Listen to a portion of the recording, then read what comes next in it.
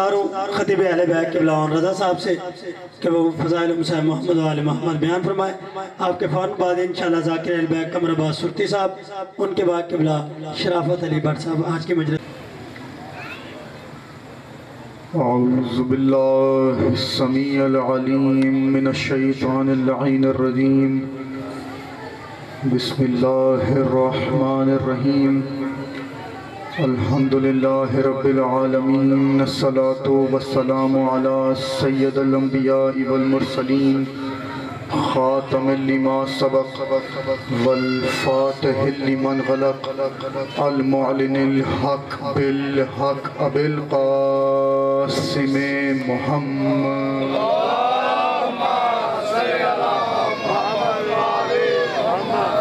وأهل بيته الطيبين الطاهرين المعصومين المنتخبين المنتجبين المظلومين الذين أذهب الله عنهم الرجس وطهرهم تطهيرا۔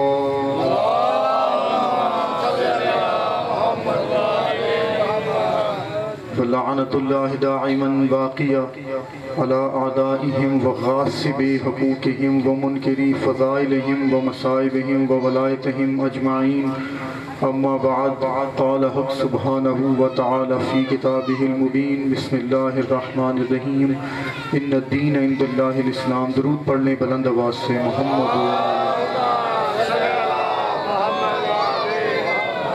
درمیان میں فاصلہ نہ رکھیے، درود پڑھتے ہوئے فاصلے کو پر کریں، کچھ قدم آگے بڑھ جائیں درود پڑھتے ہوئے۔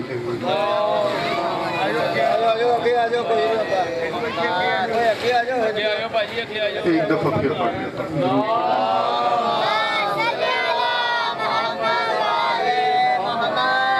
درود کا پڑھنا بڑا عظیم عبادت ہے۔ رسول خدا جب معراج پر گئے تو کیا دیکھتے ہیں کہ ایک فرشتے کو اللہ نے گنتی پر مقرر کیا ہے۔ وہ فرشتہ کہنے لگا، یا رسول اللہ میں ریت کے ذرے گن لیتا ہوں، بارشوں کے قطرے گن لیتا ہوں، میں سمندر کے قطرے گن لیتا ہوں، قیامت تک ہونے والی بارشوں کا حساب ہے میرے پاس۔ حضور نے فرمایا، مجھے یہ نہ بتا تو کیا کر لیتا ہے، یہ بتا کیا نہیں کر سکتا۔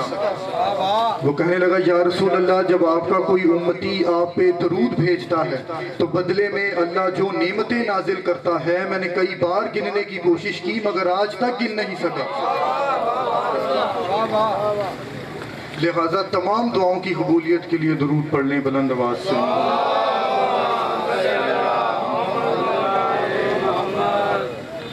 سامعین محترم، قرآن اللہ کی بھیجی ہوئی وہ لاریب کتاب ہے جس سے پہلے اللہ نے 3 کتابوں کو پہلے بھی نازل کیا، اور تینوں کتابیں اللہ کی طرف سے بھیجی گئی۔ توریت کا ایک وارث، زبور کا ایک وارث، انجیل کا ایک وارث، مگر قرآن واحد کتاب ہے جس کے 14 وارث ہیں۔ اب جب تک قرآن رہے گا کوئی مصطفیٰ کی شان میں گستاخی نہیں کر سکتا۔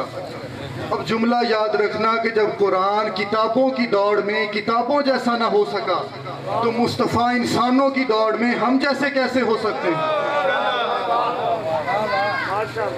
قرآن میں پروردگار نے اپنے حبیب کو بہت سے القابات سے نوازا ہے، انہی میں سے ایک لقب ہے طٰہٰ۔ طٰہٰ کا مطلب ہے طیب و طاہر، یعنی مصطفیٰ جب سے ہیں طاہر ہیں، جہاں ہیں طاہر ہیں۔ پریشان تو نہیں ہوتے؟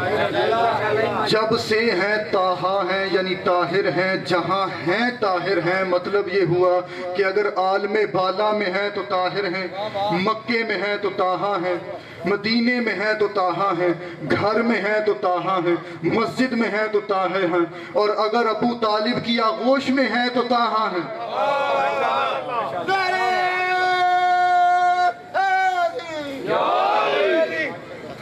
گفتگو کا آغاز میں نے قرآن سے کیا۔ قرآن عزیزان محترم یاد رکھیے گا کہ حجت ہے، اور قرآن کے حجت ہونے پر آیات بھی ہیں، روایات بھی ہیں، دلیلیں بھی ہیں، اور سب سے بڑھ کر یہ کہ پوری دنیا کے تمام مسلمان، چاہے وہ کسی مکتب سے ہوں، کسی فرقے سے ہوں، کسی ملک سے ہوں، پوری دنیا کے تمام مسلمان اس بات پر متفق ہیں کہ قرآن حجت ہے۔ اور حجت کا مطلب ہے ایسی دلیل جسے رد نہ کیا جا سکے، ایسی دلیل جسے منقطع نہ کیا جا سکے، ایسی دلیل جسے توڑا نہ جا سکے، دلیل نہ ٹوٹے توڑنے والا ٹوٹ جائے، دلیل نہ رد ہو رد کرنے والا رد ہو جائے، دلیل نہ منقطع ہو توڑنے والا منقطع ہو جائے۔ تو قرآن کے حجت ہونے پر آیات بھی ہیں، روایات بھی ہیں، احادیث بھی ہیں، اور سب سے بڑھ کر یہ کہ پوری دنیا کے تمام مسلمان اس بات پر متفق ہیں کہ قرآن حجت ہے۔ تو اب اگر سب متفق ہیں تو پھر یہ بات کہنے کا میں حق رکھتا ہوں کہ اگر صحیح مسلم سے لے کر حدیث کی باقی سب کتابوں میں اگر رسول کی یہ حدیث آ جائے کہ انی تارک فیکم الثقلین کتاب اللہ و اطراتی، میں اپنے بعد دو چیزیں چھوڑ کے جا رہا ہوں، قرآن اور اہل بیت، تو پھر جیسے قرآن حجت ہے ویسے اہل بیت بھی حجت۔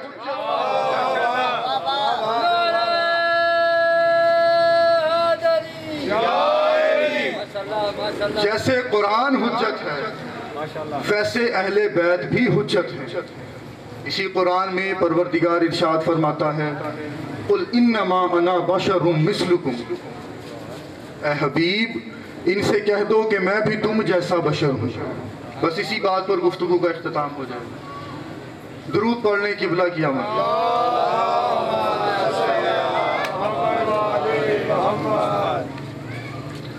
اللہ فرما رہا ہے قل انما انا بشر مثلکم، اے حبیب ان سے کہہ دو کہ میں بھی تم جیسا بشر ہوں۔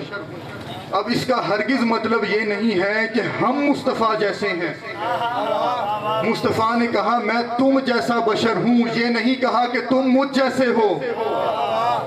اب اس آیت کی تفسیر یاد رکھیے گا کہ تفسیر اس آیت کی یہ ہے کہ رسول خدا کی چند نفوس قدسیہ نے دعوت کا اہتمام کیا، مصطفیٰ ان کے گھر تشریف لے گئے، دعوت کا آغاز ہوا، انہوں نے مصطفیٰ کو اونچی مسند پر بٹھایا اور خود زمین پر مصطفیٰ کے سامنے بیٹھ گئے۔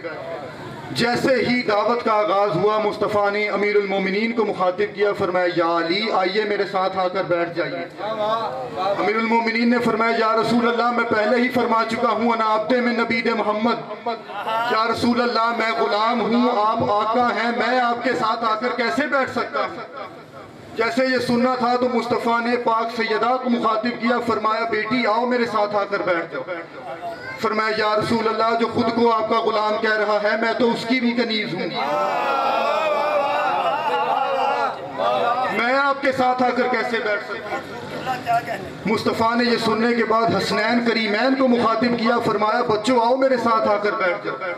سننا ہی تھا تو حسنین کریمین نے مصطفیٰ کو مخاطب کرتے ہوئے فرمایا یا رسول اللہ جو خود کو آپ کا غلام اور کنیز کہہ رہے ہیں ہم تو ان کے بھی نوکر ہیں، ہم آپ کے ساتھ آ کر کیسے بیٹھ سکتے ہیں؟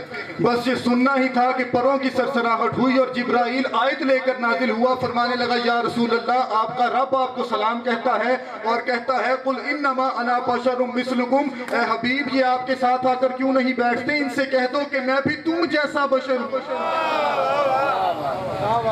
یعنی کہ امیر المومنین فرما سکتے ہیں میں مصطفیٰ جیسا ہوں، حسنین فرما سکتے ہیں ہم اپنے نانا جیسے ہیں، پاک سیدہ فرما سکتی ہیں میں اپنے بابا جیسی ہوں، مگر جب انہوں نے نہیں کہا کہ ہم مصطفیٰ جیسے ہیں تو آسمان کے نیچے رہنے والی مخلوق اس بات پہ جھگڑے نہ کرے کہ مصطفیٰ ہم جیسے ہیں۔ سب سے بڑی طاقت ہے ولایت امیر المومنین، اسی ولایت کو بچانے کے لیے امام حسین نے مدینہ چھوڑا، ورنہ اگر مسلمان احترام رسالت کرتے تو سیدہ کا لال ایسے شہید نہ ہوتا۔ عزاداروں بیبیوں میں فروا نے خواب دیکھا اور امام حسن کے پاس حاضر ہوئی، فرمایا اے میرے والی میں نے خواب دیکھا ہے۔ امام نے فرمایا کیا خواب دیکھا؟ کہنے لگی ہے میرے والی میں نے خواب میں دیکھا کہ ایک خوبصورت اور خوشبودار پھول میرے ہاتھوں میں ہے کہ ایک دم تیز آندھی چلتی ہے اور وہ پھول کی پتیاں زمین پہ بکھر جاتی ہیں، میں دوڑتی جاتی ہوں، پھول کی پتیاں سمیٹتی جاتی ہوں۔ روتے ہوئے امام نے فرمایا میرے بھائی حسین کو بلاؤ۔ عزادارو امام حسین حاضر ہوئے، بی بی نے امام حسین کو خواب سنایا، فرمایا میرے مولا میں نے خواب میں دیکھا کہ خوبصورت اور خوشبودار پھول میرے ہاتھوں میں ہے کہ ایک دم تیز آندھی چلتی ہے اور پھول کی پتیاں زمین پہ بکھر جاتی ہیں، میں بھاگتی جاتی ہوں اور پھول کی پتیاں سمیٹتی جاتی ہوں۔ یہ سننا ہی تھا کہ امام نے روتے ہوئے فرمایا یہ ہمارا مقدر ہوگا، قاسم کا بکھرا ہوا لاشا ٹکڑوں میں ہم سمیٹیں گے۔ اللہ اللہ